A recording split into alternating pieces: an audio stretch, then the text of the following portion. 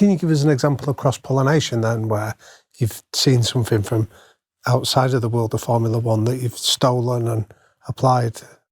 Well, I suppose back at Williams in 1996, we've been struggling with the flow off the top of the helmet, Damon's helmet in that case particularly, because he's a bit taller than Jacques Villeneuve, kind of separating on the top of the headrest, and then that separated air going down the airbox and losing engine performance. And I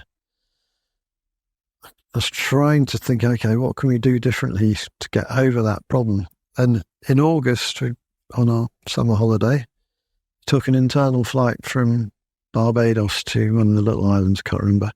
I looked out the window, there's a little turboprop, and looked at the engine intake, which was just below the propeller, but the shape above that engine intake was, they had obviously come up with a similar problem relative to the propeller, shaped the engine intake appropriately. I thought, yeah, stupid, that's the solution. So that's what we then put onto the following the 97 car at Williams, and that again is, I'll say it was therefore clever, but it's now the standard. Everybody then copies that and off you go.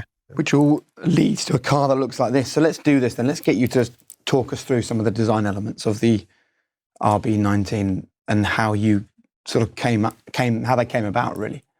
So the first thing was we wanted to position the driver quite rearwards in the wheelbase for aerodynamics in particular, and to an extent weight distribution, but mainly aerodynamics, that I wanted to get what's called the AA, which is the front of the chassis, rearwards, because that would free up the space.